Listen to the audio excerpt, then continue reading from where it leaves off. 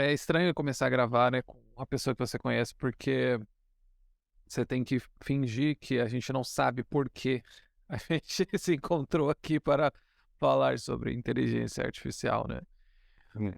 Mas eu vou começar fazendo então um histórico da inteligência artificial, que eu acho que pelo menos é para dar uma noção, não só para a gente mesmo, porque também pesquisando isso você começa a enxergar várias conexões diferentes, vários antecessores, mas para as pessoas que vão ouvir, que provavelmente não vão querer ter o trabalho de entender que essa coisa não é tão nova assim como ela parece, embora os efeitos dela hoje possam ser inesperados, não só inesperados, mas exponencialmente subestimados por uns e superestimados por outros, assim.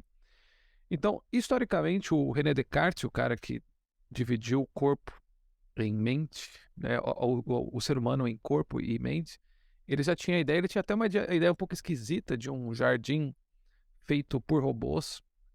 Acho que é um sonho dele, em que ele imaginava que os jardins da França seriam todos feitos por robôs, não é? Cortados ali, os jardineiros seriam todos robôs.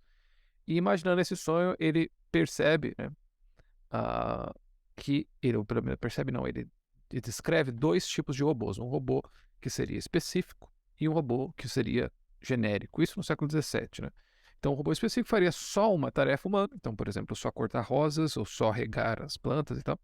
E um robô genérico seria mais ou menos como a gente imagina uma governanta, ele faria várias coisas dentro de casa. Ou também não, né? Ele imaginava para guerra e outras coisas. E, e essa definição ela vai ser importante porque o que a gente pensa sobre o que é uma inteligência artificial, essa divisão é baseada nisso aí, a divisão entre inteligências artificiais específicas e inteligências artificiais genéricas, né, que fazem mais de uma atividade, tá? Aí depois, em 1950, depois, assim, vamos pular um pouco mais para a era moderna, para o século XX, mas em 1950, o Turing, que é o mais famoso, aquele do filme, né? Com aquele filme com Benedict Cumberbatch. Qual que é o nome desse filme? Não, essa ideia. Não, aquele filme que é da Segunda Guerra Mundial, que ele precisa fazer uma criptografia descriptografar, na verdade, um código nazista, né? Mas quem tá ouvindo sabe que filme é. Eu que acabei esquecendo o nome do filme. Tem mais cultura do que a gente. Oi? Tem muito mais cultura do que a gente. Eu, eu não lembro o nome agora, assim, pô, ganhou até Oscar, assim, teve uma polêmica porque quem fez a criptografia antes dele, parece que tinha sido uma polonesa e tal. Mas a questão é o Turing, poxa, agora esqueci, eu ia falar um método e tal, né? Pesquisa aí, Luiz, aí a gente descobre o fio do teste de Turing. E o Turing, então, tinha aquele teste que, na verdade, começa com um paper, né? Começa com uma publicação acadêmica, e é um teste em que se você consegue distinguir o humano do robô. Então, ele responderia algumas perguntas e, de acordo com essas perguntas, você é, é assim, será que quem respondeu essas perguntas é um humano ou é um robô? Será que você consegue distinguir, né, um do outro? E o teste de Turing, na verdade, demorou muito mais para ser implementado, para ele ser levado à prova científica. Ele começou com um artigo que era uma hipótese só. Mas nos testes científicos, para você conseguir descobrir se uma pessoa era. Não só uma pessoa, não, né? Se as respostas eram de um ser humano ou de um robô, as pessoas, na maior parte do tempo, sabiam se era um robô ou não, porque naquela época a inteligência artificial era pouco sofisticada, né? Aí Segundo o depois. Google, o filme é Ex Machina. Oi? Ex Machina, segundo. É, tá feio. Eu não lembro agora. É o nome do filme do Turing, cara. Eu vou colocar aqui. Jogo da imitação, jogo da imitação. Você que estava ouvindo aí, desesperado, querendo falar o nome, é uma vergonha, né? Mas eu não achei o filme muito bom, não. Mas o filme Jogo da Imitação é sobre não o teste de Turing, tá? Não, mas conta a história do Alan Turing. E depois disso, nos anos, em 1955, para ser mais exato, John McCarthy é o cara que define os conceitos que a gente usa até hoje, que é de processamento linguístico, rede neural, machine learning, entre outros, em que ele usa esses conceitos para criar o campo mesmo da inteligência artificial como a gente vem a conhecer. Nesse período nós temos também a Isaac Asimov, né? Ou Isaac Asimov, que escreveu uma trilogia chamada Fundação, e é basicamente, depois isso inspirou aquele filme do Will Smith, né? O Eu, Robô. Isso aí eu sabia o nome, pô. Você também. Isso, é do Will Smith. Bom. E aí e ele tem aquelas 3 regras do robô, né? Mas basicamente as regras eram assim: o robô não pode fazer nada que coloque o ser humano em perigo, né? Em risco, e nem causar nenhum dano ao ser humano, e nem fazer nada que um ser humano não tenha programado o seu robô para fazer. Né? As 3 regras. Eu resumi as 3, mas mais ou menos são as 3. Os objetivos das 3 regras são esses, né? E não é muito diferente do que é hoje, tá? Mas isso não serviu para aliviar o medo que as pessoas têm em relação à inteligência artificial como um todo. Aí, em 1966, tem o primeiro chatbot, que é o Elisa. Depois, em 1990, aparecem várias coisas, várias outras inteligências artificiais. Mas o interessante é que você tem a derrota do Garry Kasparov, que na época era o maior jogador de xadrez do mundo. Ele é derrotado pelo Deep Blue, que é uma inteligência artificial da IBM. E isso coloca um pouco já o problema, não é? Da velocidade com a qual uma inteligência artificial aprende as coisas que um ser humano pode fazer e principalmente o poder que ela pode ter dentro de um contexto, porque o contexto de xadrez ele é muito específico, né? Tem umas regras muito claras, movimentos muito limitantes, né? Então não fica fácil, né? Porque senão todo mundo jogaria. Mas assim, para a ferramenta é fácil prever as possibilidades que você pode ter, né? Considerando o que cada personagem faz. A questão é que fora do xadrez, na vida real, não existe isso, né? Assim, as coisas sempre são ambíguas e difíceis e complexas e contextuais, né? Mas, por exemplo, o xadrez é mesmo um cálculo, né? Pode ser Então, traduzido em linguagem simples para o computador, no fim das contas. E o que é interessante dessa história a gente vê também é o seguinte, né? Poucas pessoas pensando sobre inteligência artificial e depois poucas pessoas sabendo de inteligência artificial. E agora a gente chega hoje e as pessoas estão começando a realmente saber de inteligência artificial. Eu ainda acho que se eu perguntar para minha mãe o que é inteligência artificial, ela não vai saber exatamente. Mas isso já está no vocabulário dela. Uma coisa que não estava no vocabulário de muitas pessoas 20 anos atrás, por exemplo. exatamente. Assim, e vai se tornar porque antes começa assim, né? Como ficção. Porque na época do Isaac Asimov, a gente pode falar até do William Gibson, né? Que escreveu os livros como Neuromancer, que inspirou Matrix e toda essa ideia de outra realidade. E em geral, essa outra realidade sempre é potencializada pela tecnologia, né? Uma realidade, quase sempre, né, o futuro ou realidades alternativas, a realidade alternativa não é pior do que a realidade atual, ela é melhor, pelo menos tecnologicamente falando, ela é melhor do que a realidade atual, né? E então, assim, eu acho que isso vai, assim, fermentando, né, na imaginação da pessoa e daí quando ela vê aquilo já aconteceu, mas ela já foi antecipada pela ficção de que iria acontecer mesmo, então ela nem acha tão estranho. Talvez o que ela ache mais estranho é o medo, né, que existe em relação ao que uma inteligência artificial pode fazer, né? Mas por algum motivo a inteligência artificial tem isso, né? De gerar mais medo do que esperança, né? Do que fé, né? Não sei exatamente ainda por quê. porque se a gente pegar uma definição de inteligência artificial, e a gente procurou várias, assim, mas porque há várias etapas, né, no que uma máquina, né, digamos assim, pode fazer. Mas eu acho que a definição, a melhor definição é a mais ampla também. Quer dizer, é alguma coisa que parece com algo inteligente que o ser humano faria. Daí vem esses termos, né? Smart, né? Smart City, Smart qualquer outra coisa. Quer dizer, em geral são ações especializadas ou escolhas especializadas que normalmente um ser humano ia fazer, só que agora uma máquina pode fazer por você, né? E aí existem questões mais específicas, né? Se é um algoritmo, se é o que eu, assim, se é Eles têm uns outros nomes, assim, para isso, né? Você chegou a falar ERB, ERV, né? Porque você acaba caindo em diversos tipos de IA, no fim das contas. Você tem diversos tipos, por exemplo, o Google é um, só que o Google ele não vai criar as coisas para você, ele só vai te dar um repertório de pesquisa. Exato. Assim, a definição, né, entre inteligência artificial fraca e forte, né, seria essa também, né? O feed do Facebook também usa um tipo de inteligência artificial que tenta prever aquilo que você gostaria com base naquilo que você já fez, não é?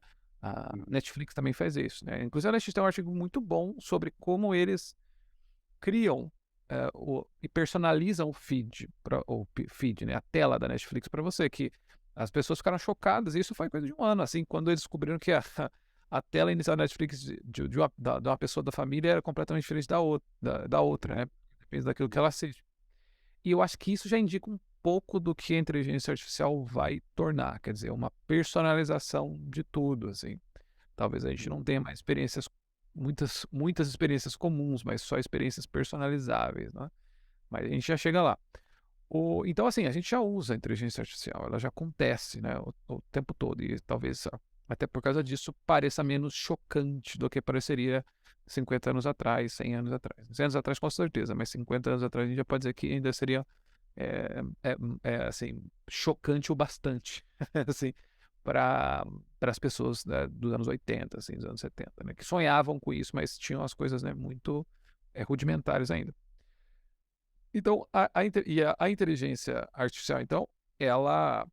Aí depois de 2006, 2016, né, eu acho que tem a questão, o último grande evento, que foi a AlphaGo do Google, que venceu um cara chamado Lee Sedol, que é um jogador de Go, que é um tabuleiro chinês, né? Acho que é chinês. Um jogo de tabuleiro chinês. Esse sim é bem mais complexo que um xadrez. Se você já tentou jogar Go, é bem mais complexo. Não dá pra você explicar numa tarde pra pessoa como funciona, né? E eu já tentei começar a jogar Go e é muito difícil. Eu pensei que era um resta um chinês, mas não, é um negócio muito difícil, assim. Então era muito fraco para os chineses. É, e daí, você foi criado por chinês e vai demorar 1000 anos pra você aprender. Né? E daí venceu, né, o Lee Sedol, que era o campeão mundial de Go na época. E venceu assim por 4-1. Não foi uma vitória assim arriscada.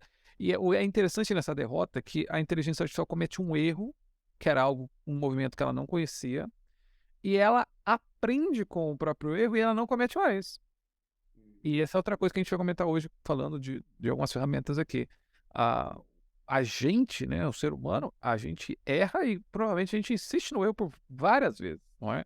Então a ideia de que você aprende com a própria experiência, com os próprios erros, ela é uma meia verdade. Assim, você pode aprender com os próprios erros. Se você souber o que errou ou como evitar aquele erro que você poderia fazer. Mas a ferramenta de inteligência artificial, ela não erra mais, tá? E esse é um outro. Isso também causa um certo medo, porque significa que o progresso dela é muito mais rápido, né? Ele é sempre crescente, o progresso humano parece ser circular, né? Ou pelo menos espiralado, né? Você cresce um pouquinho, depois dá uma volta para crescer de novo e tal. É assim, mais ou menos assim que funciona. Então, basicamente, esse é assim, né? Mais ou menos um ultra resumo daquilo que aconteceu, né, no mundo enquanto a gente não existia, né? Sobre inteligência artificial. Então, a definição que a gente vai usar aqui é de inteligência artificial como isso, como algo que, em geral, um ser humano faria, mas hoje uma máquina pode fazer por você. Isso pode ser bom, pode ser ruim, pode ser complementar, pode ser substituível, mas a questão é que ele é diferente de uma outra ferramenta que surgiu no passado, né? Como o próprio Facebook no início, o Orkut no início, em que você basicamente na internet você lia e escrevia. E hoje você consegue gerar, não é? Tem um artigo que defende isso, né? Que são uma tecnologia generativa. Então, você usa a internet hoje, porque basicamente era isso, né? Até alguns anos atrás você usava. Quem pegou o começo da internet era isso, né? Você só usava para ver o que existia. Você, assim, antes, quando eu comecei a usar a internet no começo ali no meio dos anos 90, final dos anos 90, nos anos 2000, né, que é a grande era das lan houses e dos corujões, você tinha apenas a chance, a oportunidade de ver o que estava na internet. A gente falava assim: "Vamos ver o que tem na internet hoje?" É um negócio muito engraçado. "Vamos ver o que tem na internet hoje?" E aí era realmente assim, o que tinha na internet. Então você entrava numa página, num jogo, e você só tinha uma reação a ela. Você não podia construir nada. Tanto que o Rafinha Basso, o PC Siqueira, quando você começa a ter o YouTube, outras ferramentas, e o PC, o Rafinha Basso nem começou no YouTube, ele tinha começado, eu acho que no Flogão, alguma ferramenta anterior. MySpace, né, que você começa a poder contribuir com a ferramenta. Mas de todo modo, ou você contribui, né, você cria uma coisa e sobe, e aí ela vira leitura de outra pessoa. Então, ou você lê ou você escreve, digamos assim, né? Não, assim, a sua reação era mais ou menos essa, né? Ou você, agora a própria internet gera coisas. E falando da forma que também, né, da população, né? Então, tipo assim, a internet é a grande biblioteca agora, né? Que você vai lá, consulta o livro e você usa isso a seu favor. Então, assim, a impressão de que a internet nos alimenta. Então, agora a gente ficando uma impressão de que também a gente alimenta a internet, e essa internet, com o alimento que a gente dá para ela, ela consegue retornar alguma coisa, que também é útil pra gente. Exato, exato. Vira realmente num esquema. A palavra generativa é muito boa essa, né? Porque significa que o conteúdo e a estrutura contribuem um para o outro, né? Diferente de antigamente, que você só colocava o conteúdo e respondia esse conteúdo. Agora, você colocar o conteúdo, gera outro conteúdo, e esse conteúdo muda a estrutura da própria internet, porque esse conteúdo passa a ser gerado pela internet e existe na internet, né? E você pode reagir a ele ou não. É um negócio mais... tem um efeito de rede maior. Então, basicamente é isso. Mas o grande problema que acontece com qualquer tecnologia é que talvez assim, né, você esteja pensando, eu não vou usar isso agora, ou talvez seja mais uma outra luta entre homem e máquina. Você é um ludita, né? Você é como o General Lud, que pelo menos é um personagem ficcional, né? Mas destruía as máquinas dos trabalhadores que estavam perdendo, né, o trabalho para as máquinas na Revolução Industrial. E há várias pessoas, tem a crítica do Neil Postman, né, em Tecnopólio, em relação à tecnologia, né, uma crítica de usar a tecnologia com algum bom senso, né, resumidamente é mais ou menos isso que o Neil Postman fala, né, que a tecnologia tem diminuído o ser humano, e ele acha que a tecnologia deve ser usada com bom senso, né, usar só apenas aquilo em que ela contribui para o desenvolvimento humano e não apenas para o progresso tecnológico, né. Então é uma escolha por aperfeiçoamento do ser humano em vez de eficiência da máquina, né? Mas esse é um outro problema, porque o grande problema para quem encontra hoje a inteligência artificial ou considera usar a inteligência artificial é o de que, assim, principalmente para quem trabalha com marketing ou quer usar a ferramenta dos seus negócios, é que inventar tecnologia não é persuadir as pessoas a usarem essa tecnologia. Isso acontece num nível, assim, outra esfera, que é assim, quando você faz um produto, é só uma parte do problema. A outra parte do problema é fazer a pessoa comprar o produto. Então, e esse é um erro, não é um erro, né, mas é um viés. Uma preocupação em geral.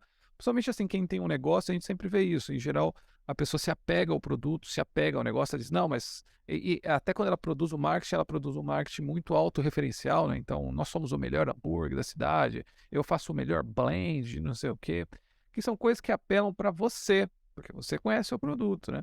Mas não apelam para a pessoa que vai comprar. Então, quem estudou marketing sabe que, assim, existe uma parte que é criar produtos e existe outra parte que é comunicar produtos, e são coisas completamente diferentes e assim, pode ser o fracasso ou o sucesso seu pode estar ligado muito a essa segunda maneira.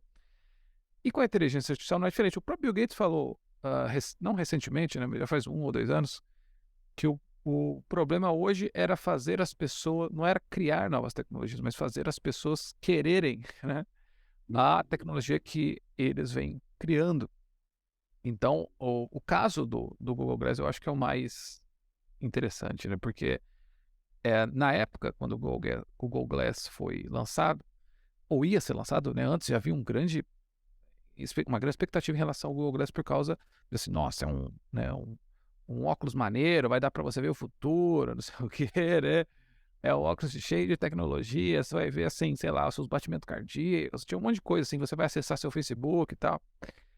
E todo mundo começou assim, a criar um buzz, né, em torno do Google Glass, que quando foi lançado, de fato, primeiro um relógio, era um óculos muito caro, mas um dos fatores que mais contribuíram para o fracasso do Google Glass foi justamente o fato de que, se ele permite tanta coisa assim, ele cria uma desconfiança e uma suspeita entre as outras pessoas. Porque imagina assim, você vai nessas baladas e tal, e você conseguiria espionar as pessoas. Né?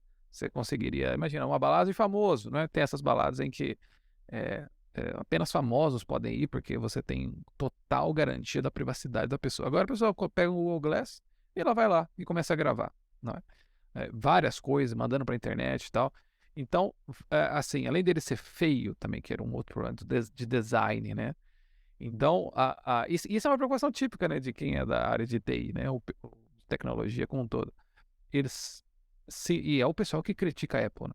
Porque eles se preocupam tanto com o hardware, com a coisa assim. Não, mas tem celular muito melhor que o iPhone, tem CPU é muito melhor. Só que eles não entendem, né, o poder psicológico do design, o poder, né, psicológico de você ter uma marca e conseguir persuadir as pessoas a comprarem aquilo, né?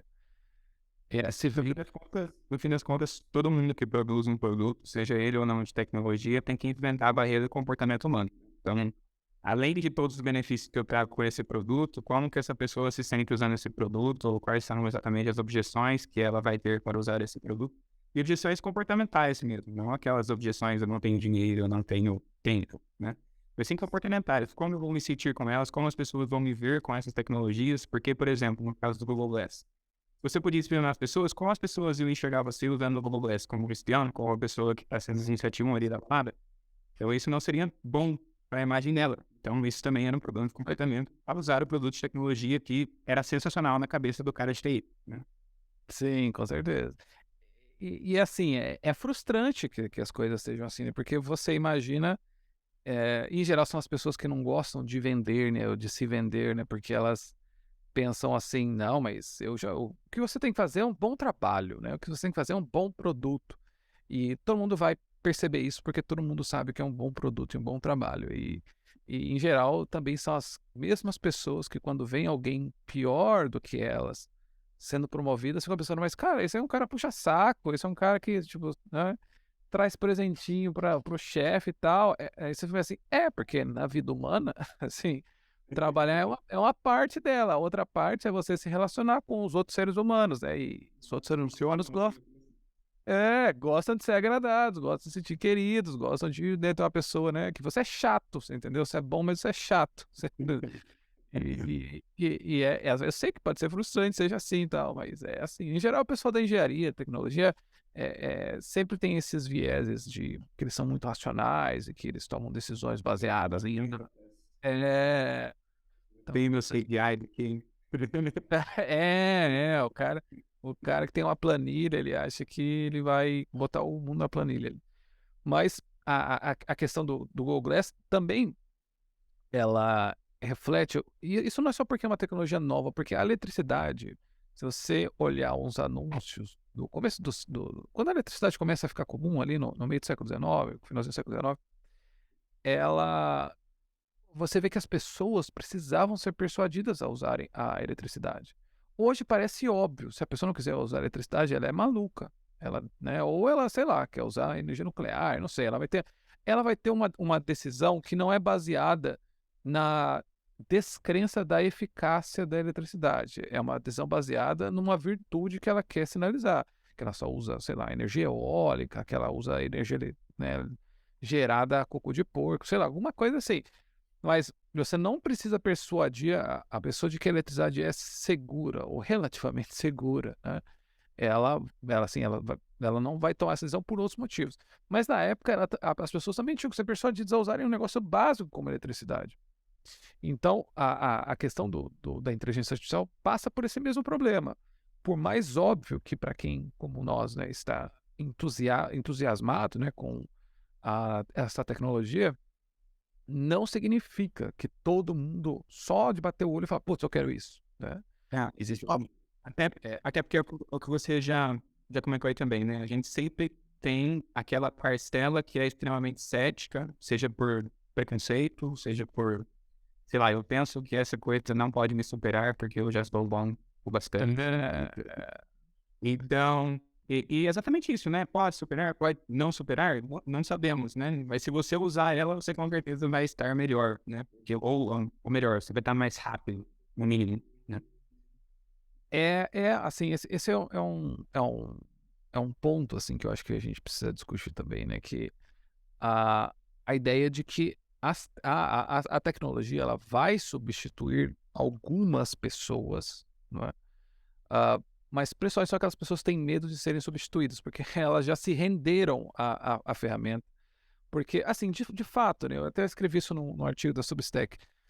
Para quem está começando, principalmente numa carreira de criação e que demanda muito estudo para ficar bom, como a escrita, né, como o copyright, como não é, eu imagino que até a própria edição de vídeo, para você ficar bom mesmo em edição de vídeo, você tem que passar um tempo editando vídeo, né?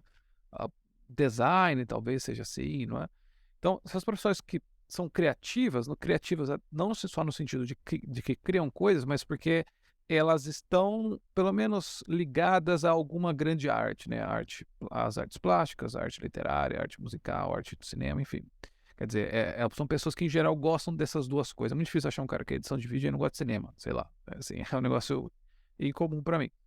Mas essas pessoas têm uma curva de aprendizado muito longa, né? Para você formar uma pessoa que escreve bem, demora muito tempo. Mas não demora muito tempo para você para você ter um bom artigo no ChatGPT, que é uma ferramenta que a gente vai comentar. A gente pode, né, pode até trazer isso para a prática, né? Então, a gente tem ali um empreendedor, a gente tem um MEI que está tentando algo no Instagram. Então, para ele, o que compensa mais, né? Ele treinar alguém ou ele contratar alguém por um dinheiro que às vezes ele está salvando para outros investimentos dentro desse negócio dele. E ele e lá, ele não sabe português, por exemplo, não é muito português, não é muito escrita, mas entre ele fazer uma dessas coisas, ou ir lá e gerar um texto automático, que já coloca, que é um texto já, se a gente analisar, que preenche muito buraco, vamos dizer assim, né? Então, É um texto razoável, assim, é um texto correto, é um texto correto. Assim. ainda mais se a gente pega, né, essa escrita de marketing que é menos focada em arte, mais focada nesse raciocínio lógico, tem quais são os gatilhos, quais são as palavras. Cara, você substitui real a função dessa pessoa. Com tranquilidade, em pouco tempo. Se você tem repertório, né? Porque esse é a grande questão, né? O tipo de comando que você dá importa muito. Mas você tem repertório ali para fazer isso e você sabe exatamente o que você quer com aquela mensagem que você vai construir junto com a ferramenta. Acabou. A função está totalmente substituída. Assim, eu acho que o júnior, né, o copy júnior, ou o redator júnior, ou o designer júnior, ele ou aprende com a ferramenta assim, porque o que ele pode fazer é igual aquilo que a gente discutiu um pouquinho antes de começar a gravar. Assim, se a gente considerar nota 10, o cara, né, o melhor, um dos melhores, assim, um copy sênior, digamos assim, ou um redator sênior, designer sênior, enfim, pensa em alguém muito, muito, muito bom, né, o top 1%. A ferramenta não vai substituir ele porque ele é o cara que tem o fator mais um. Ele tem um repertório muito grande, ele tem uma visão de contextualizar, de ler pessoas e ler situações muito grandes, e não vai ser substituído. É o cara que mais vai aproveitar a ferramenta porque ele vai gerar coisas legais, vai acelerar o trabalho dele, vai acelerar a criatividade dele também. É aquilo que a gente também comentou, que a ferramenta, ela tira você do drama do papel em branco, ou do que fazer, ou da falta de ideias, porque agora você não tem mais essa desculpa. Você joga alguma coisa ou outra ali, ou até um texto parecido, ou um vídeo parecido, uma imagem parecida, e você cria coisas naquela direção, né? Aí se você não tiver nem isso, aí você desiste, tem que fazer outra coisa da vida, você não tem futuro nisso aí não, entendeu? Você é incapaz, né? Até para isso pode chegar e me dê ideias de texto para X. Exato, Então, até para você vai ter alguma salvação aí. Não, essa pessoa é incapaz até de pensar nessa solução, assim, aí acabou, assim, entendeu? Vai fazer outra coisa, vender bala de coco. Porque assim, hoje você não tem mais essa desculpa, cara, de que não tem ideias, não sabe como começar, assim. E só para terminar o raciocínio, essas pessoas que têm esse 1%, cara, elas olham para as ferramentas e falam assim, meu, isso aqui vai acelerar muito o meu trabalho. Porque eu sei o que, e essa é a questão, eu sei o que é um texto bom, o que é uma imagem boa, o que é um vídeo bom. Então, eu vou usar essa ferramenta para limpar e acelerar o meu trabalho, porque depois eu venho e dou o toque humano na coisa, eu refino a coisa, né? Porque uma coisa que você não pode acreditar é que você vai copiar e colar esse negócio e vai dar certo, assim, o tempo todo, assim, né? Isso é primeiro. Porque a pessoa que a gente está comentando aí é uma pessoa que entende alguma coisa de negócio, ela entende alguma coisa da marca para qual ela está trabalhando, né? Ela acho que é o ponto que você falou aí mesmo. Você sabe discernir o que é bom do que é ruim para aquele contexto e circunstância na qual aquele texto vai ser utilizado. Então, assim, é por isso que você tem substituído no fim das contas. Porque o cara pode tirar 1000 textos lá, mas se ele gerar os 1000, ele vai falar, mas tá, mas qual que eu uso? Né? Então, no fim das contas, esse cara que tem o mais um, que tá no topo, né? Ele vai usar a ferramenta justamente para ele fazer o quê? Para ele trabalhar mais rápido. Para ele conseguir pegar esses textos, falar, cara, esse aqui tá bom, eu só preciso fazer XYZ, que ele vai ficar excelente para essa campanha que eu tenho. E no fim das contas, assim, ele pode substituir até o estagiário que ele tem, por exemplo. Em vez de eu ter estagiário que vai me gerar 10 textos a cada semana, eu posso ter uma ferramenta que eu vou falar, gere-me 10 textos agora. Sim, porque o pessoal pode até falar assim, mas minha hora é muito cara, então assim, mesmo que eu vá fazer, cara, assim, se você tiver 10 minutos, assim, se você souber o que você quer, 10 minutos você gera todos os textos ali, né? 15 minutos você gera todos os textos que você precisa para uma campanha. Talvez para uma campanha, talvez não, né? Mas assim, cara, uma sequência de e-mails ali você consegue, assim. Se você souber. E é por isso que eu acho, assim, a posição estratégica, talvez ela seja ainda mais valorizada, porque talvez você nem seja o cara que vai, você não vai produzir mais nada, talvez, assim, né? Tipo, talvez você receba as demandas e você fala, gero isso, ou talvez venham já esses textos e você fala, ó, chat, isso aqui, mas isso aqui tá errado, isso aqui tá ruim, isso aqui vai. Você melhora só o material. E é por isso que, para o iniciante, eu acho que vai se tornar mais difícil. Talvez agora você não sinta isso, talvez assim, você ainda tenha acabado de entrar numa vaga e tudo mais, mas os próximos 36, 48 meses vão ser fundamentais para definir isso aí, né? Em um ano você não fica bom em copy, tá? Assim, você fica assim, razoável, mas o que você precisa ficar é um pouquinho melhor que a ferramenta, né? Você olhar para o que a ferramenta gera e falar, você sabe como manipular aquilo, né? Assim, como deixar aquilo aceitável, né? Pelo menos, né? Porque, digamos, se o top 1 é o 10, a ferramenta já gera texto 7, mas você começa como 4, você entendeu? 2, sabe?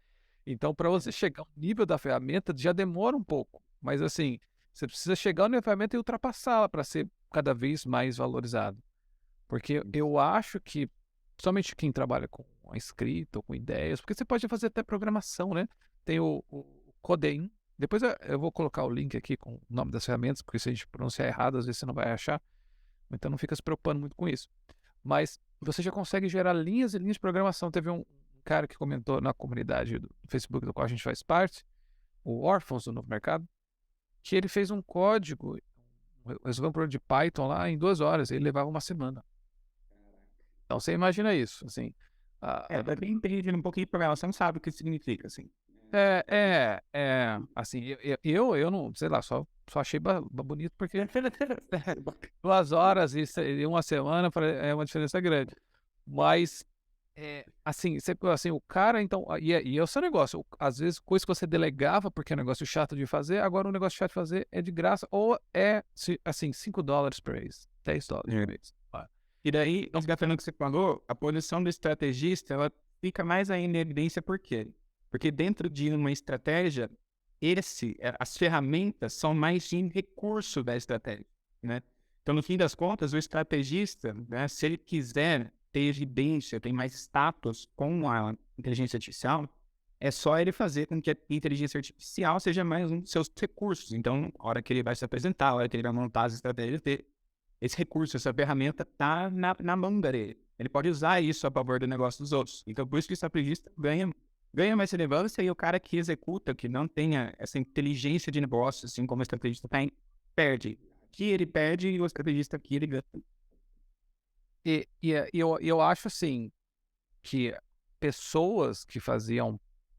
Porque quando você faz um lançamento, né, no mercado digital, e você às vezes acaba contratando alguém júnior, ou mesmo alguém que não é muito júnior, mas assim, você vai gastar ali 2, 3 mil com um cara com social media, e mais 2, 3 mil com designer, e mais 2, 3 mil. Então você pega assim, um lançamento que em geral ficava em custos de R$ 30.000, às vezes R$ 20.000, dependendo das comissões que você paga, quando você pagar, mas sim, nossa, vira um negócio assim, às vezes vai compensar para você pagar 10 mil para uma pessoa, para um estrategista bom, que ele vai tomar conta disso tudo. Porque não vai ficar, assim, muita coisa para ele não vai ficar sobrecarregado com isso.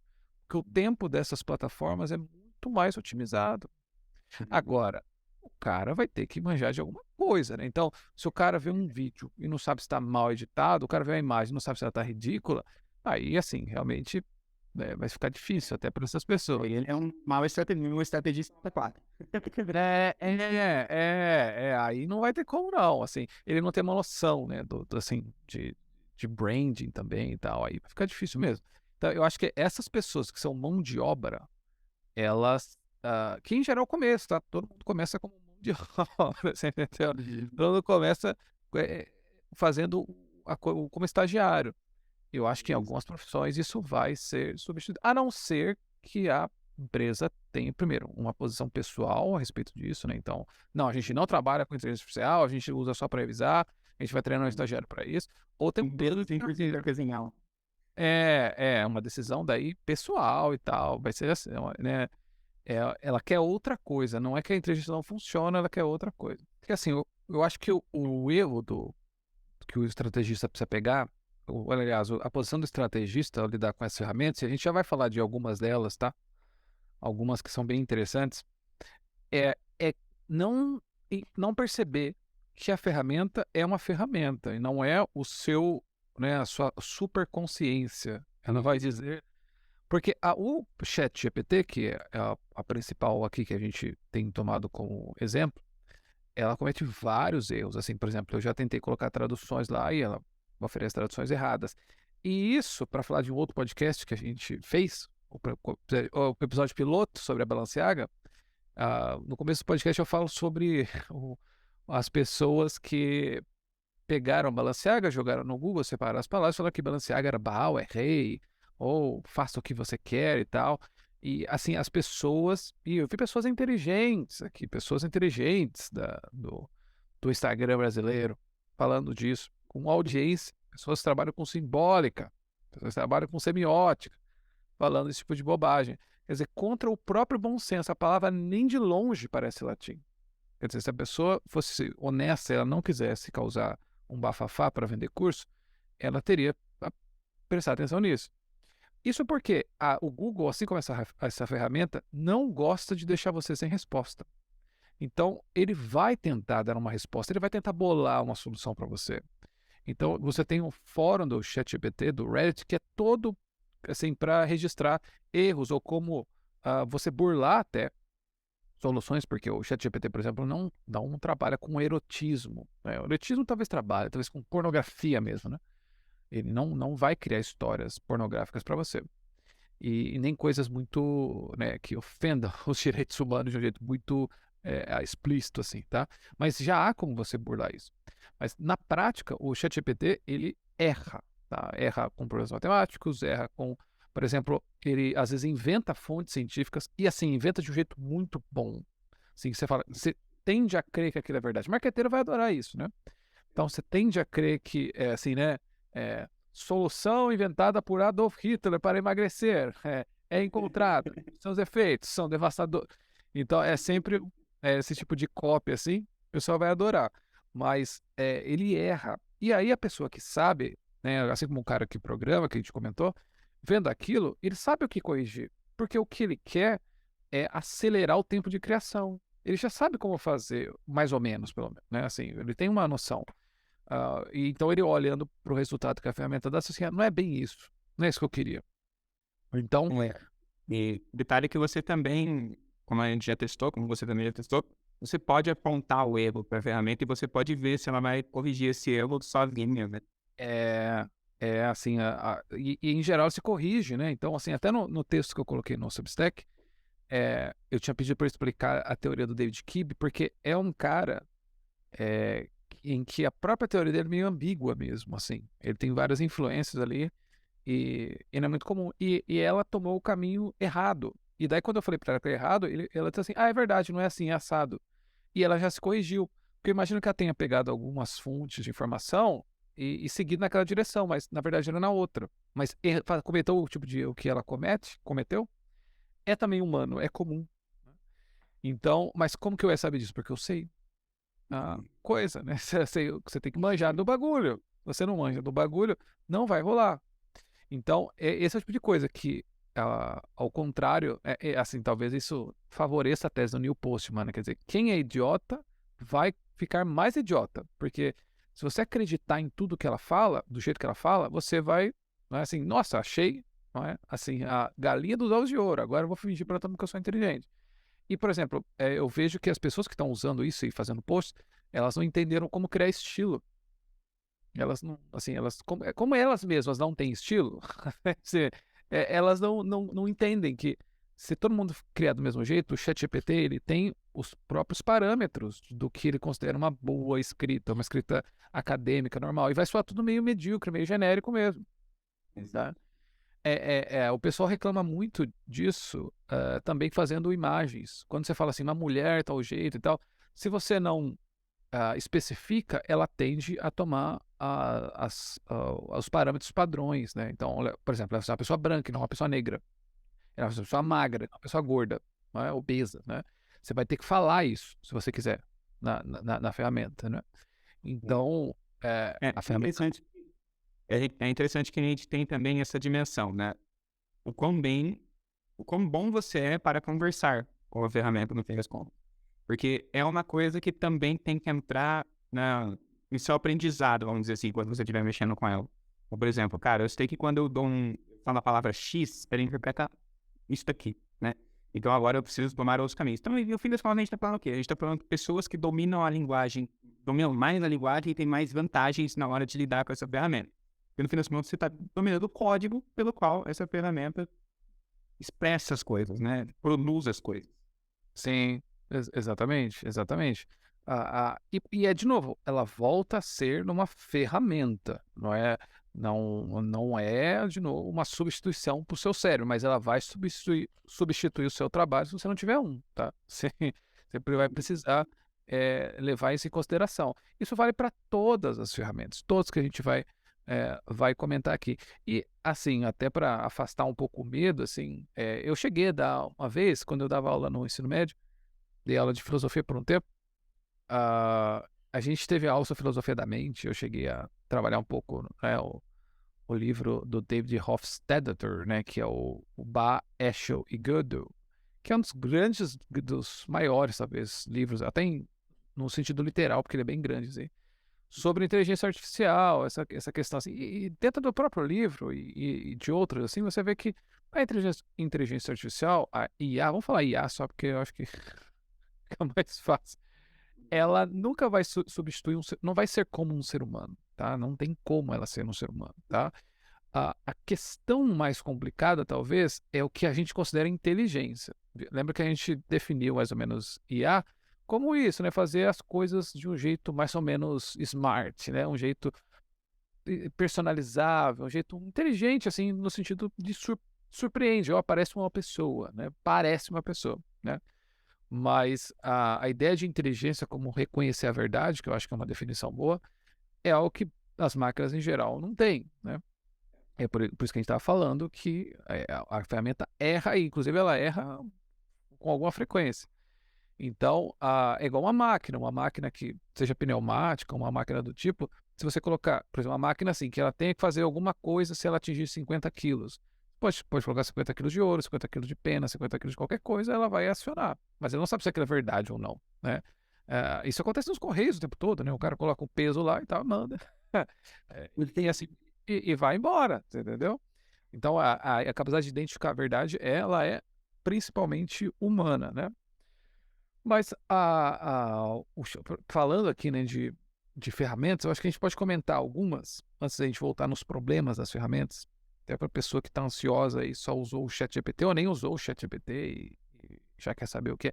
Aliás, o ChatGPT, ele vamos só dar um passo para trás. O ChatGPT, a gente fala aqui como se vocês soubessem, então, não sei onde você estava dormindo, né? Quanto tempo você dormiu, ficou congelado, foi descongelado recentemente e não sabe o que aconteceu. Mas o ChatGPT, assim como o DALL-E, o 2, tá? Se é o ChatGPT 3, então tem o 1 e tem o 2, então com certeza vai ter o 4, 5, 6. Eles são essas máquinas, não é? Esses bancos de dados, como você pode definir, essas máquinas treinadas com textos humanos pela OpenAI, tá? OpenAI, né? Quando você se inscrever lá no site para usar, é gratuito. Você vai fazer o cadastro lá. Você vai ver o nome OpenAI, mas há soluções open source, quer dizer, códigos gratuitos que você pode copiar e criar seus próprios softwares, sites, projetos em cima disso, tá? Nesse momento deve ter centenas de nerds fazendo isso, tá? Lançando os negócios para startups, porque isso dá muito dinheiro. Agora, isso então, o ChatGPT é uma delas. E você pode usar o ChatGPT 3, assim como a Jasper, que de inteligência artificial para copy, usa, tá? Ela usa o banco de dados específica, usa uma parte, na verdade, do banco. Eu acredito que ela não use o banco inteiro, porque é muito caro usar, tá? Assim, milhões e milhões de dólares, tá? E para treinar uma inteligência artificial também são milhões e milhões de dólares, tá? Eu estou falando assim, mais de 100 milhões de dólares, né? É o que é grande até para uma empresa, assim, né? É bem grande, assim, usar só para isso, né? Mas para um governo é bem pouco. Tá? Então, talvez a gente veja alguma coisa nesse sentido, aplicação governamental. Como na Coreia, parece que os estudantes estavam fazendo, tipo, sei lá, né? A inteligência artificial assassina, né? Pra... assim, aí quebra a primeira lei do Isaac Asimov, né?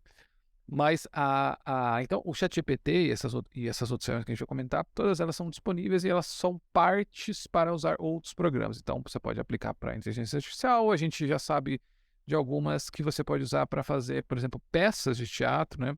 Ou cinema, né? Você pode fazer também. Tem uma que é específica, que é de histórias para ninar, chama Bedtime Stories, mas a gente vai colocar o link aqui. E você coloca mais ou menos o que você quer e vira a história, né? Sai uma historinha de ninar. E se você tinha problemas para ter esse tipo de criatividade, agora acabou. E tem algumas que são, por exemplo, tem um site que chama Toy Story, eu acho, Toy Story Creator. E você coloca, por exemplo, 4 fotos de um brinquedo e ele gera uma história a partir disso. Então, então são umas coisas assim surreais, né? Porque falando assim de acho que algumas ferramentas que eu acho que seriam úteis para um negócio digital ou para o marketing aqui como um todo, eu acho que o ChatGPT é a principal hoje. Sim, né? Você pode colocar no seu navegador no Google, você pode colocar em vários lugares. Você pode usar sua voz, reconhecimento de voz.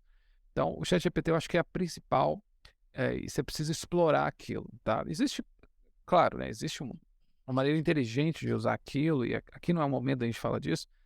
Talvez a gente pense em um treinamento nesse sentido, mas eu vejo que as pessoas tiram muito pouco do que ela pode fazer. E o ChatGPT, então, é o principal. Eu vou deixar o link aqui embaixo. Aí, por exemplo, eu imagino que, fora isso, que vai ser muito bom para brainstorm, né? Para você pensar novas ideias, para pesquisa também, para escrever, a boa parte da comunicação, roteiros, tudo isso dá para escrever lá. Eu acho que você precisa dominar uma ferramenta como o Midjourney. É o meu preferido, assim, tem o DALL-E, né? Eu não gosto tanto do DALL-E, não gosto muito do estilo dele, mas eu gosto do Midjourney. Então, então uma ferramenta que gera texto e uma ferramenta que gera imagem, tá? Essa é a segunda ferramenta que eu indicaria. A ferramenta que gera imagem, se você tem curiosidade como ela funciona, né? É assim, basicamente ela compara o que você escreve, né? A ferramenta funciona assim, você tem um prompt, uma entrada. E algumas pessoas até falam de programação, né? Prompt programming, quer dizer, vai ter um tipo de programador que é baseado na frase comum. Que é a mesma coisa que a gente comentou um pouco atrás, sobre você criar linhas de programação com a linguagem normal, né? Inglês, português e tal, e não com a linguagem de programação. Seria mais ou menos como você falar assim, faça um riff de guitarra XYZ e a ferramenta fizesse. Então, a entrada na imagem é a mesma coisa. Por exemplo, você pode falar, faça um copo de vidro pegando fogo e um dinossauro pisando em cima dele. Você pode fazer isso. E aí você escolhe o estilo, você escolhe a iluminação, você escolhe um monte de coisa. Novamente, tá vendo? Que se você não manja de iluminação, de estilo, você não manja de pintor, você não manja de fotografia, você não manja de... Assim você vai ficar frustrado com a ferramenta, porque você vai tentar criar, e se você dá pouca informação, ela vai criar um negócio bizarro, feio, assim. Então você não vai conseguir fazer algo decente. Mas se você entrar na comunidade do Facebook, do Midjourney oficial, tem no Brasil também, tá? Mas eu acho que a americana é melhor, por enquanto, né? E lá você vai ver o que os caras estão fazendo, o que as pessoas dessa comunidade falam. É assim, é extraordinário, extraordinário, assim. Então, esse é o tipo de ferramenta que, de novo, você precisa ter referência, repertório cultural e aprender a escrever.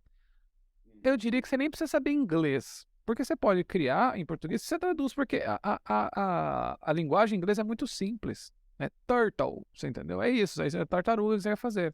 Então você coloca no Google Tradutor que ele vai te ajudar muito, tá? Agora, para ler o material que ajuda a escrever melhor, porque em inglês há muita coisa já, guias e guias para isso, aí você precisa saber inglês, né? Mas aí, assim, se você já não sabe inglês, você já tá com problemas, né? Então, mas de qualquer jeito, mesmo que você não saiba, você pode começar a montar lá. Não dê uma desculpa erudita, né? Uma desculpa, eu não sei inglês e tal, para você não fuçar na ferramenta, porque dá para usar sem saber inglês, sim. Só saber traduzir lá é bem simples. Assim, o seu maior problema. O seu maior problema não é saber inglês, o seu maior problema é não ter repertório cultural. Esse vai demorar para você. Mas ao mesmo tempo, a gente volta naquilo, né? Cara, eu preciso de uma imagem aqui. Cara, por que você não vai lá e arrisca pra uma imagem e ver se não chega perto do que você gostaria? Em vez de colocar mais um empecilho, às vezes, na coisa que você quer fazer. Cara, eu quero fazer um anúncio, né? E eu sou aqui, cara, um designer pra fazer esse anúncio. Aí você vai lá, o designer, você pede pra ele fazer 30 revisões na mesma arte, você não chegou no que você queria. Cara, podia ter feito lá na ferramenta. E depois até usar isso e mandar referência pro designer, por exemplo. Olha todo o caminho que você já encurtou, né? Só usando essa IA. E assim, você pode criar a partir de uma ferramenta, de uma imagem. Então, se assim, eu acho que um problema muito grande que tem nos lançamentos, que é o fato de você designer, gestor de tarefa, todo mundo acha que, né, cada um é o mais importante ali. E quando você fala com designer, talvez não tenha referências, né? Às vezes porque vocês têm histórias diferentes, ou vocês têm referências diferentes mesmo. Mas agora você pega assim, o cara tá pensando em algo assim. E é difícil, né? Igual quem não toca música explicar o tipo de som que você queria, né? É difícil, o cara não domina a linguagem. Você joga lá e pede, assim, mais ou menos, a coisa diferente que você queria, ou que você queria colocar, e daí você gera possibilidades. Você nem precisa, talvez, usar o Midjourney do jeito que ele sai, né? Pegar a imagem quando você Ctrl+V. Que é o que eu falei, eu acho que é difícil, tem que ficar muito tempo lá. Algumas horas, aí pra você tirar bons resultados, né? Até você aprender. Então, eu acho que se você pega isso e joga pro design, você fala assim, é algo assim, agora escreve tal coisa. É muito mais ágil fazer, muito mais ágil. E o designer, né, tem muito mais possibilidades. Tem uma ferramenta de Photoshop, de inteligência artificial, assim, né? Mas assim, né, pra gente ficar na ordem, eu acho que o Midjourney ou o DALL-E 2 são as duas, assim, mais legais. Tem a gratuita do Google, que acho que é Playground, mas assim, eu vou colocar depois, são várias. O que mais? Esse podcast, o anterior já foi editado, mas esse podcast vai ser editado com uma ferramenta que é o Podcastle. Ele já edita o podcast, ele gera a transcrição, então você pode tanto usar o Whisper, que é uma boa ferramenta de transcrição, porque eu acho que ela está dentro do podcast, eu não posso dar certeza, mas é o que eu faria se eu tivesse um software, colocaria a ferramenta pronta já. Então ela gera transcrição. Então você já tem duas coisas que são caras e demoradas, que é editar podcast e gerar transcrição. E custa $5 por mês. Se você quiser a versão com mais tempo, né? Que tem de graça também, tá? Então, assim, ó, é assim que a gente já define se uma pessoa ela vai ser engolida por isso ou não. Se ela abriu esses links e está explorando, você entendeu? Então, se ela vai só esperar R$ 105 para essa ela só tá reclamando. Ah, e E aí, não, pode falar, pode falar. eu ia falar que, cara, assim, vocês viram aí inúmeros tipos de guiar. E agora, e isso, na verdade, gera um outro problema, né? Que é agora todo mundo tem todos os recursos necessários para colocar um produto no ar, por exemplo, ou para lançar a sua ideia no mundo de maneira rápida, né? E sem atritos, né? Vamos dizer assim, cara, você tem menos custo, você tem menos problemas de relacionamento humano, contratar um cara que você não queria, que não fez o que você queria, por exemplo. Então, tipo assim, cara, agora você tem um caminho aberto para todo mundo poder fazer esse mínimo, né, cara? Todo mundo consegue editar seu próprio podcast, todo mundo consegue fazer suas próprias imagens por alguma limitação, mas consegue, não é mais o problema que impede você de colocar o seu produto no ar hoje. Você não tem mais o problema, cara, eu não consigo escrever uma sequência de e-mail em menos de, sei lá, 6 meses. Eu não sei, não, né? Agora, lembra? A carta de venda. Então, assim, todas as barreiras estão caindo, estão desmoronando, né? E agora o que a gente vai enfrentar o que a gente pode enfrentar, na verdade, é quando toda essa tecnologia chegar em todas as pessoas, né? E todas as pessoas tiverem no domínio delas, de fato, né? Todo mundo conhecer, como vocês estão conhecendo agora, cara, existem muitas coisas agora criadas com essas coisas. O que que eu faço aqui nesse mundo agora? E assim, a ideia de você, que muitas vezes a gente tem, né? Por exemplo, poxa, eu queria ter tempo para fazer isso aqui e tal. Por exemplo, a pessoa gosta de editar, mas ela não tem tempo, porque ela. Cara, agora acabou. Porque o podcast, por exemplo, ele analisa todo o seu áudio e ele sugere as edições, você ouve a sugestão, vê se ficaria melhor e aprova. Isso assim, 5 minutos. Então, Você vê o comum, edição de vídeo é um negócio tipo assim, cara, eu vou demorar quanto tempo para aprender isso até poder fazer um podcast? E, cara, exato. pô, isso é muito importante. É muito importante. Exato. Novamente, assim, não é perfeito, gente. Não é assim, nossa, assim. Eu peguei e subi do jeito que editou, porque para mim, e eu acho que para a maioria, é o suficiente, você entendeu? Um cara que é especialista em áudio, ele vai descobrir vários problemas.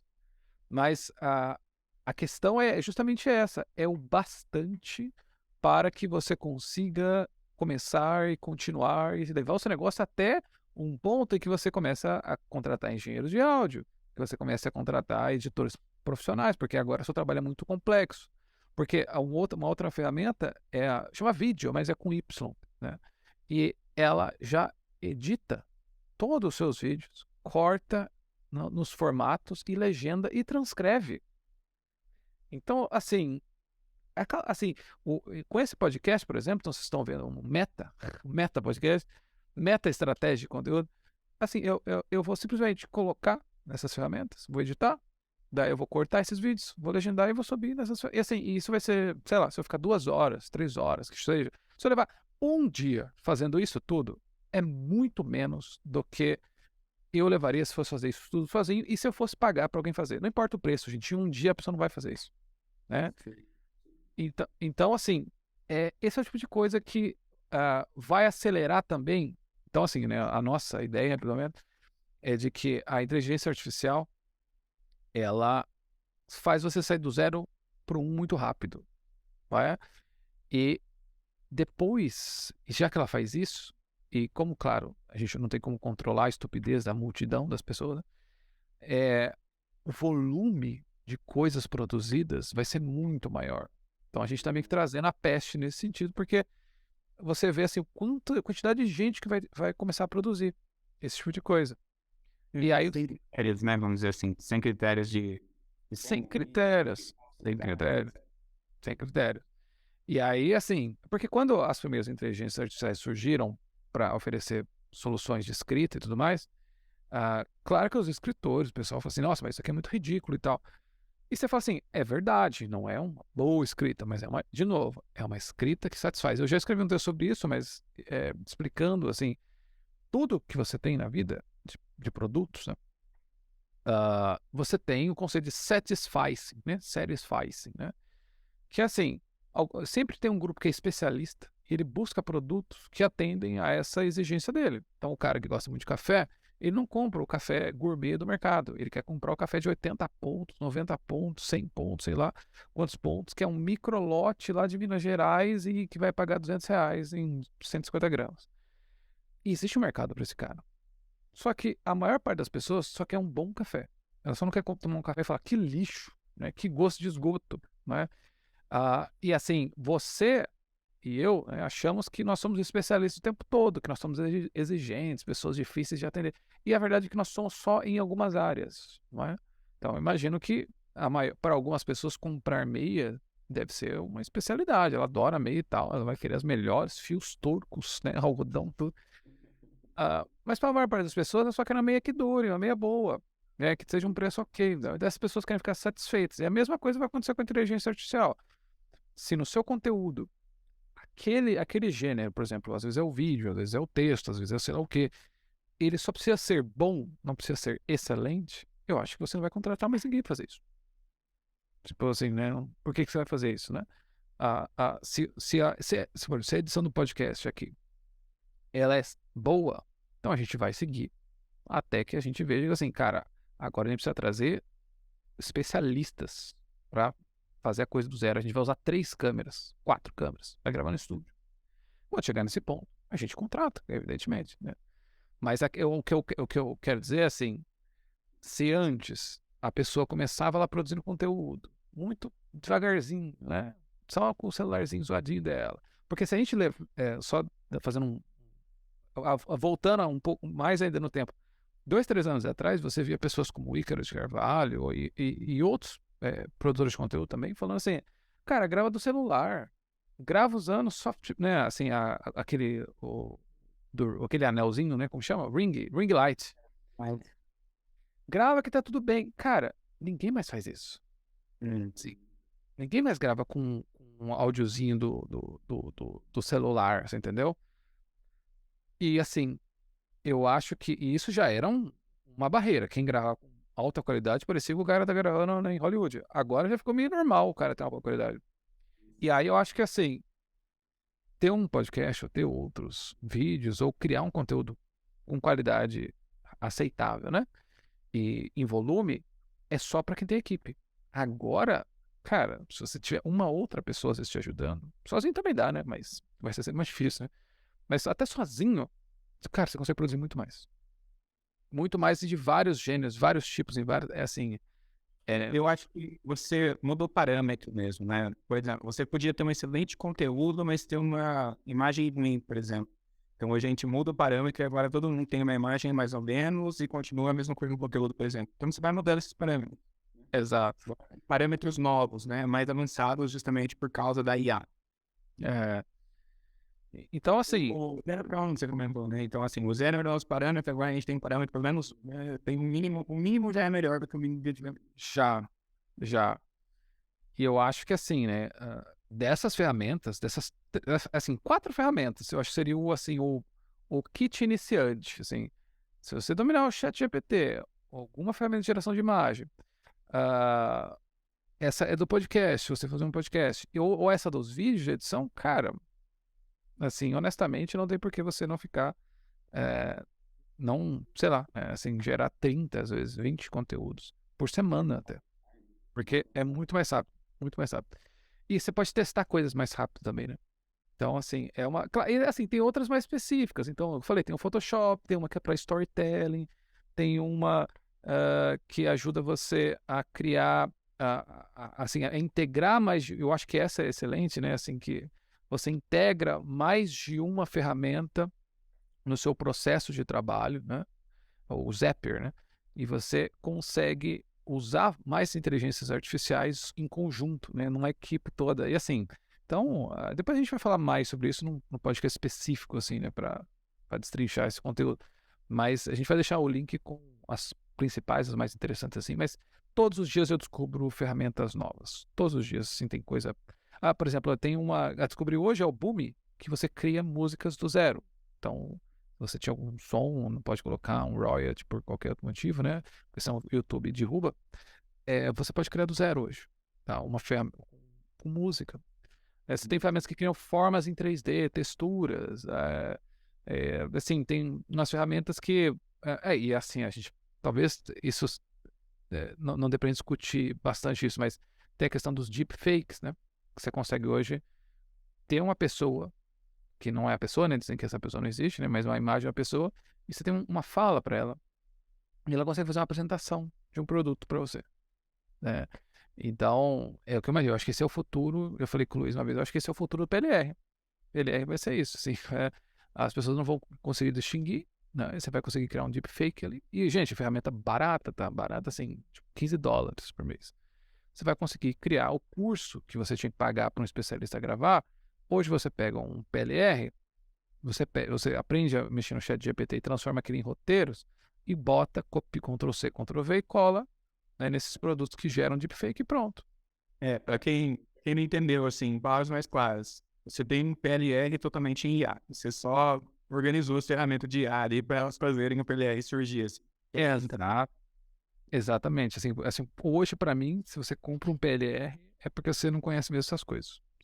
Então, não faz, para não dizer outra coisa. Não faz sentido para mim a pessoa não conhecer isso. Então, é claro, né, tenho certeza que agora vai aparecer um monte de pilantra, né? Assim, que vai criar, né, as coisas lá, que vão criar as coisas no ChatGPT e vender isso aí como se fossem deles, né? Mas isso levanta a questão, que a gente não tocou ainda, que é a questão dos direitos autorais, tanto das imagens quanto dos textos. E assim, tecnicamente, legalmente falando, só é seu se você fizer alguma manipulação. O modelo que a OpenAI, né, OpenAI oferece é esse. Se você contribuiu de alguma maneira para o trabalho, quer dizer, você manipulou, editou aquele texto, por exemplo, você pediu para escrever um texto sobre Valeriana, e aí você foi lá e, eu gostaria que fosse assim. Então, se você manipulou aquele texto, você contribuiu para o desenvolvimento da ferramenta, então o resultado dessas transformações é seu. Mas o texto base não é. Não sei se ficou claro isso. Você precisa editar o vídeo. É por isso que eu estou falando. Gente idiota vai ficar mais idiota. Tá? E ainda vai se tomar processo. Claro, processo assim, né? Assim, os caras não vão se interessar por processar um Zé Ninguém, né?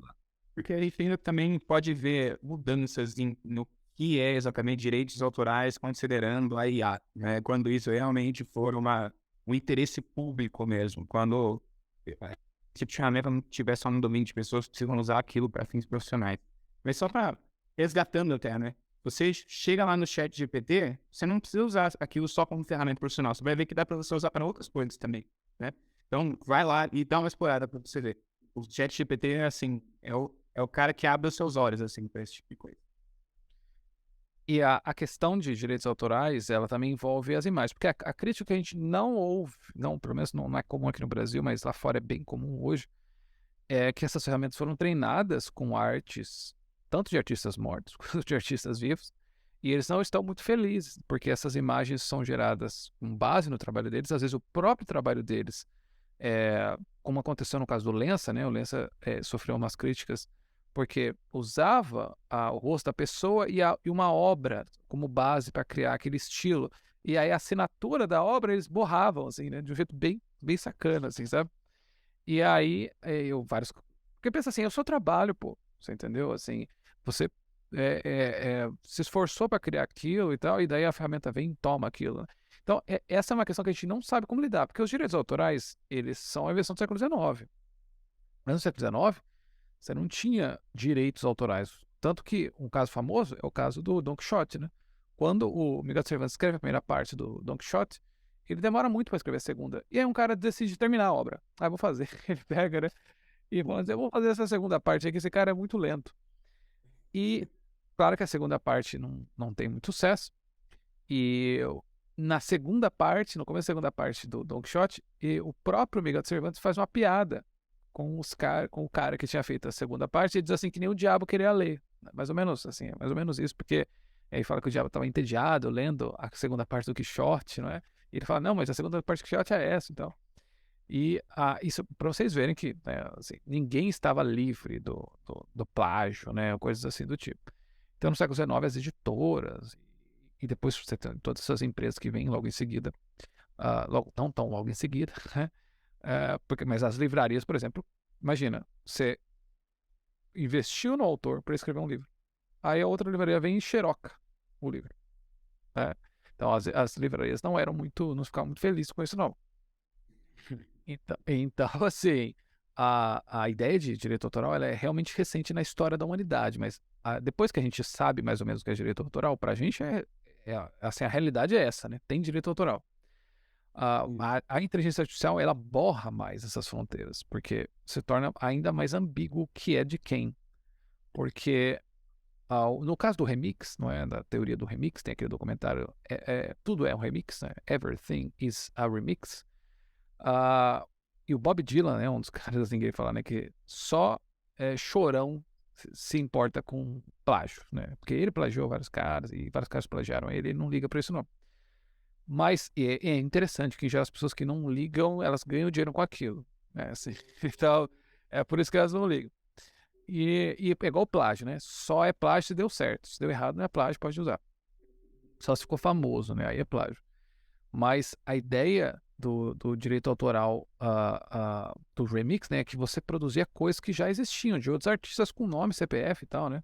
Com a inteligência artificial, a coisa ficou muito mais estranha. Porque, por exemplo, eu posso pegar uma arte ou um texto gerado por inteligência artificial e usar, que já foi, por sua vez, baseado em outras inteligências artificiais e, no final das contas, baseado em textos humanos, e criar a partir da inteligência artificial.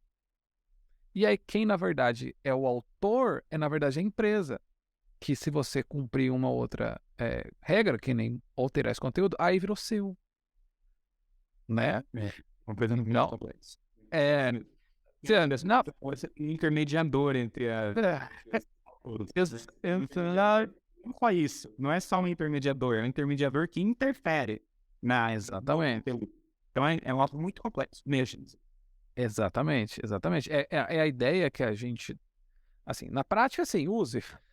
Manipule um pouquinho, você entendeu? Use, mas a prática é isso, assim, né? Se você tiver algum problema com o direito autoral, saiba que todo mundo tem. E ninguém sabe muito bem como resolver isso.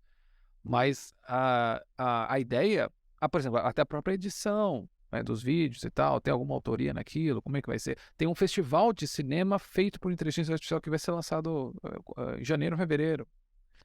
Então, assim, são muitas ferramentas que são geradas, assim, que não tem nem como. Assim, eu falei, todo dia eu descubro uma coisa nova. Eu já tenho umas 40 que eu nem mexi ainda, só peguei o link.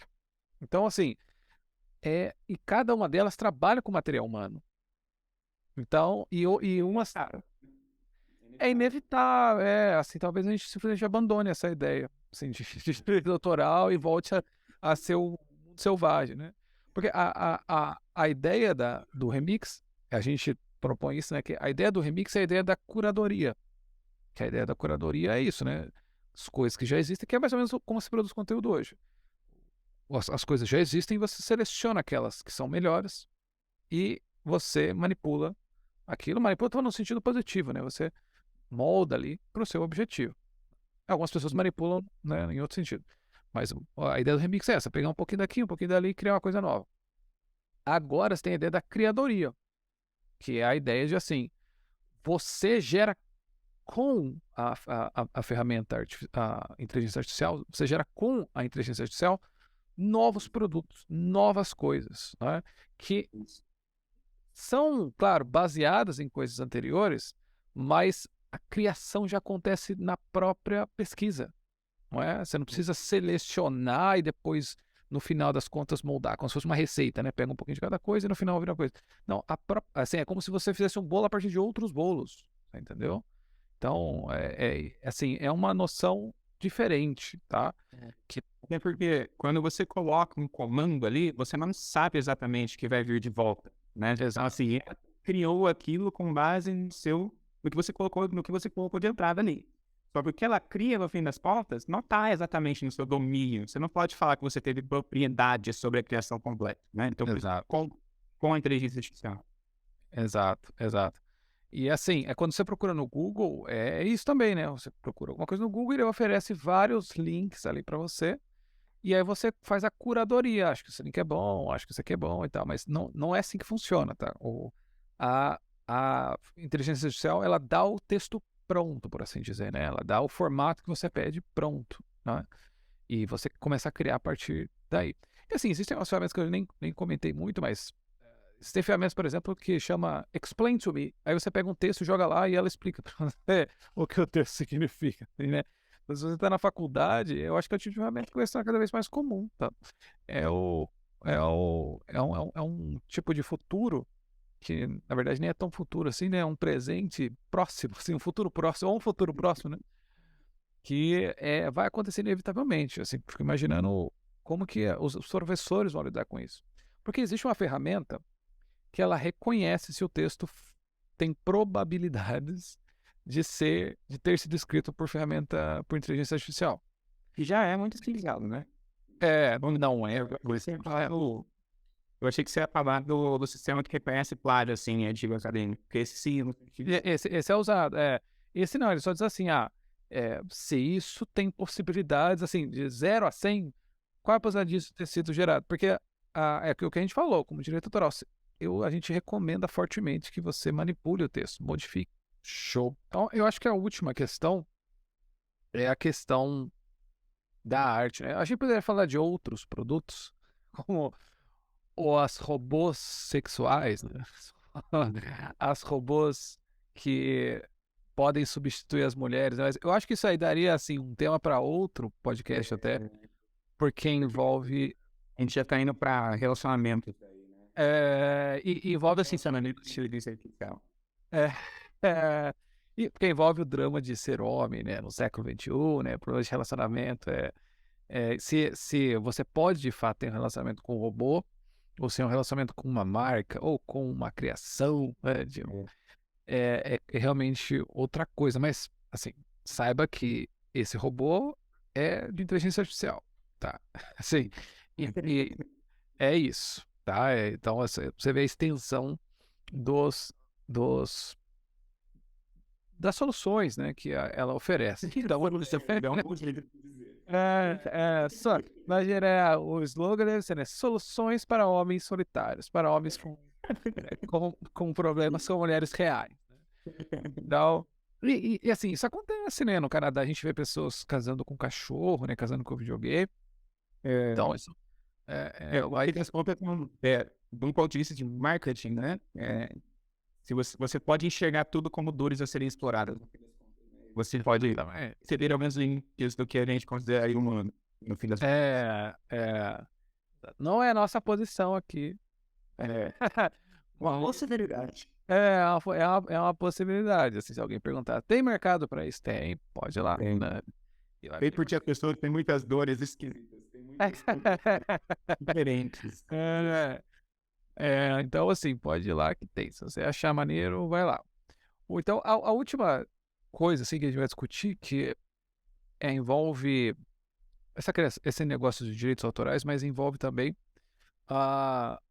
essa questão, né, se a arte, né, que é criada pela inteligência artificial, ela é arte mesmo, né, no sentido, assim, pode não parecer uma preocupação que o marqueteiro tenha, na verdade, mas é uma preocupação não só do sentido do direito autoral, mas para quem escreve, para quem pinta, para quem faz vídeos, esse tipo de preocupação.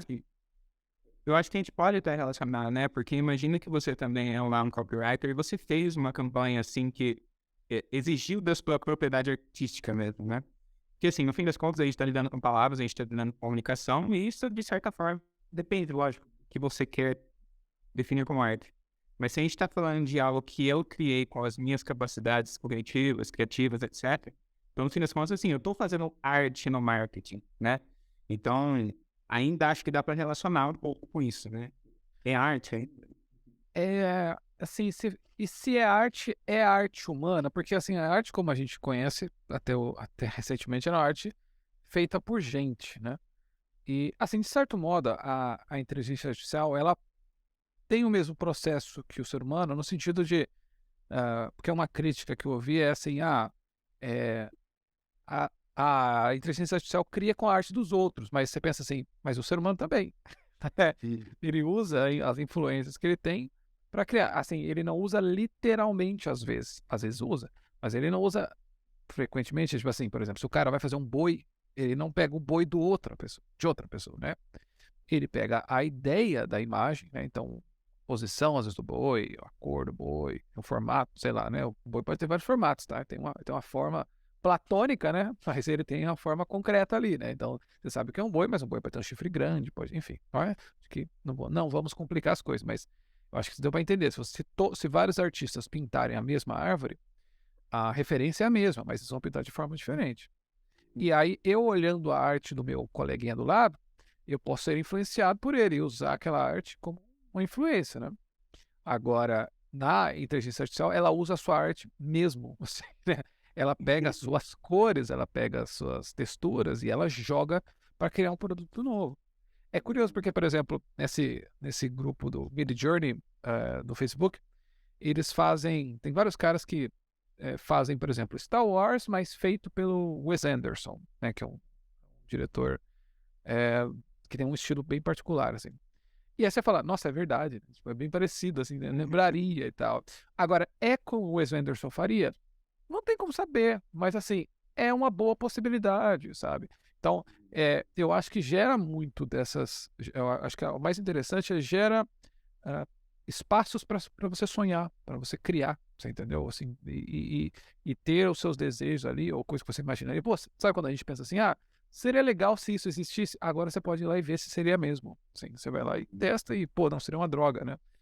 Então, nesse sentido, eu acho que não dá para descaracterizar a inteligência artificial como como uma etapa artística, assim, né?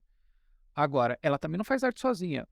Assim, existe a proposta de ela, sei lá, não é? A inteligência artificial de vez em quando soltava as artes, assim, né? Como se estivesse ganhando uma consciência, né? Mas isso ainda não acontece. Tá? Eu não sei se vai acontecer. Não sei se vai ser bom quando acontecer. Mas a ideia é que hoje ela só existe se há também do outro lado um ser humano com alguma intenção. Então, a complicação, eu acho, maior, que é o que a gente comentou lá no começo, acho que você comentou, é que você não sabe exatamente o que vai sair. Então, a sua postura é parecida com um cara que vai pintar e ele ainda não sabe exatamente o que ele vai fazer. O Leonardo da Vinci, por exemplo, ele tem uns cadernos do Leonardo da Vinci, e você vê que antes de fazer uma pintura, ele fazia dezenas de esboços. E às vezes ele fazia um esboço assim, à mão de fulano. Ele ficava lá um tempão vendo qual que seria a melhor posição. Talvez seja algo parecido com a inteligência artificial. Você cria lá as suas entradas, mais ou menos como você quer que a coisa soe, e você testa as possibilidades antes de pintar, ou antes de fazer. Você está querendo, por exemplo, eu gero inúmeros esboços mais rápido. Assim, eu acho que talvez acelere um pouco esse processo, porque, poxa, você teria que desenhar mão por mão, né? Claro que eu acho que existe um contato diferente, né, com a arte ali, né? O lápis e tudo mais, a gente sabe que isso impacta bastante. E claro que às vezes você sabe comunicar melhor com as mãos do que com as palavras, porque a inteligência artificial até hoje ela é 100%, quase 100% baseada na palavra. Então, assim, você precisa dominar a sua língua, né? Ou pelo menos assim, tentar traduzir as imagens que você tem na cabeça em palavras. Infelizmente, é isso que tem hoje. Então, talvez quem pinte, quem tire fotos, saiba expressar de outras maneiras. Mas, de qualquer jeito, essas pessoas não vão ser prejudicadas por isso, elas vão usar isso como um complemento. Mas eu acho que o que talvez seja mais próximo é o que o Wilhelm Flusser defende na filosofia da caixa preta, né? Filosofia da fotografia, que é que a diferença entre essas artes, né, tipo música, pintura e tal, é que entre você e a coisa produzida, o resultado da sua ação e a consequência é óbvio, né? Você fez um risco, apareceu o risco lá na tela. Na fotografia, existe uma máquina que processa algo que você não tem acesso, nem sabe como. Então, a mesma coisa acontece com a inteligência artificial. Entre o que você falou e o que surgiu, são processos obscuros, uma caixa preta, não é? Algo daí parece fora do seu controle. Assim. Está fora do seu controle de uma máquina, né? E ele falava assim que poderia haver uma obsessão pela máquina, que é o que acontece hoje no meio da fotografia, né? Tem review assim, essa câmera tem 5 milhões de megapixels. E aí você fala assim, Mas é uma competição por megapixel, assim, tipo assim, não existe nenhuma relação de qualidade entre megapixels. Depois eles colocarem no Photoshop e editarem do mesmo jeito. Não faz sentido, eu sei. Não faz. Não, preciso trocar, porque agora o iPhone tem 3 câmeras. Aí você usa alguma? Não, mas tem 3 câmeras, é melhor. Então, existe uma obsessão com o equipamento e não com o resultado, né? Com a produção do equipamento. Assim, eu conheço vários pintores, eu mesmo já pintei há algum tempo. E há poucos que são. Poucos, assim, eu tô sendo humilde, porque eu não conheci nenhum, tá? Que realmente ficassem obcecados pelos pincéis. E o cara fala, pô, esse pincel é bom, esse pincel é maneiro, assim, ele funciona, essa tinta é muito boa. Mas ele não fica assim, ai, cara, como muitas pessoas dentro o ramo de tech, né, de tech review no YouTube, é imenso por causa disso. Faz review do novo Mac, review do novo mouse, não sei o que. Existe uma obsessão com o equipamento, né, e não com o que você pode fazer com ele. E assim, os pintores, eles podem até gostar disso, mas eles não ficam obcecados com isso não, fazendo review, né. Assim, ele tem mais interesse em pintar do que em ficar pensando no equipamento. Mas no meio do cinema e tal, o pessoal é bem obcecado com isso. Então, assim, eu acho que a obsessão nossa não deve, por causa desse meio, a gente pode ficar mais obcecado com a tecnologia do que com o que ela pode fazer. Então, tanto que aqui a gente não chegou a falar de coisa técnica, né? Assim, como que funciona e tal, não sei o que lá, porque você pode ficar perdido, né? Eu já tentei estudar mais isso, e você pode ficar meio perdido, como funciona, como que é o banco de dados, e quais são as camadas e não sei o quê. Então, você ir lá e simplesmente escrever alguma coisa, né? Porque assim, se você não quer trabalhar com inteligência, se você quer criar uma inteligência artificial, assim, né? Ou que você quer criar um negócio baseado na inteligência artificial, assim, a não ser que você queira criar uma inteligência artificial, não tem por que você ficar estudando o aspecto técnico dela. Agora, se você quer criar um negócio em cima dela, aí, com certeza, você tem que ir lá e mexer nela, né? Então, eu acho que, assim, que nesse sentido, a câmera, o cinema e tal, a câmera fotográfica, ela é parecida com isso, né? Tem uma obscuridade na coisa que apela para que a pessoa fique perdida, né? Paralisada, às vezes até com o estudo da inteligência artificial. Mas, então assim, eu acho que é arte, tá? Mas eu não sei se esse primeiro esboço é humano nesse sentido. Ainda não sei. Eu acho que ela acelera a inspiração, eu acho que ela cria novos esboços, eu acho que tem o problema autoral, que o artista pode ser roubado, pode ser roubado, né?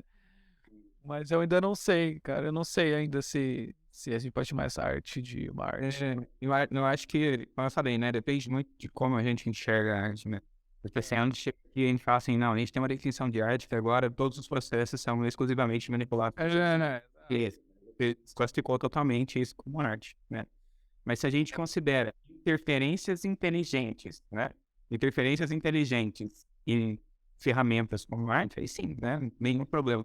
Porque no fim das contas você está usando o seu repertório, está usando a sua criatividade, está ligando o repertório entre si, está analisando, está colocando o seu próprio jeito de ver coisas ou o que você tem para oferecer está ali do mesmo jeito. Então, ainda, né, você mantém esses aspectos artísticos. Talvez sim, talvez, eu acho que sim. Realmente assim, a ideia eu acho que o processo é esse, mas a gente ainda não sei, ainda não sei exatamente. Porque é que assim, eu pensei assim, até a proliferação artística, porque assim, o cara vai lá e gera assim, 600 imagens, 800 imagens lá. Era um medo que o Baudelaire tinha quando ele falou da fotografia. Ele achava que a fotografia seria corrompida porque as pessoas iam usar como a gente usa hoje, né? Peraí que eu vou tirar foto disso, peraí que eu vou tirar foto daquilo. Então, a fotografia, então, às vezes pode ser arte, às vezes pode ser só foto. Não é assim? Ficou né? Ficou só com um equipamento. Então, talvez a inteligência artificial acabou por depender de quem está usando. Acabou, exatamente. É o que é a nossa tese desde o início aqui, entendeu? Eu acho que ele, assim, ela vai assumir uma posição parecida. Então, agora tem os entusiastas, né? Tem os artistas de inteligência artificial e tal. Assim como tem os artistas de Photoshop, tem os artistas de inteligência artificial. É interessante que o Baudelaire, né, se eu não me engano, ele pegou o começo da fotografia mesmo, né? Vem começando. Porque ele escrevia mais ou menos em 1850, né? Isso. Então, cara, nada impede também de ele também ter os seus problemas com isso, né? E de ele sentir um artista cutucado com nesse novo tipo de arte. Sim, existe uma ameaça ao status dele, né? Porque assim, ao mesmo tempo em que você vê isso como algo incrível de ser alcançado, né? Quer dizer, a arte ela se democratizou ao longo do tempo. Porque mesmo a palavra que era de graça, você não tinha alfabetização ainda das pessoas. Então, ela se tornou. Se você pensar até na câmera, assim, a câmera 10 anos atrás é um negócio assim, meu, só rico tem. Né? 15 anos atrás, só rico tem.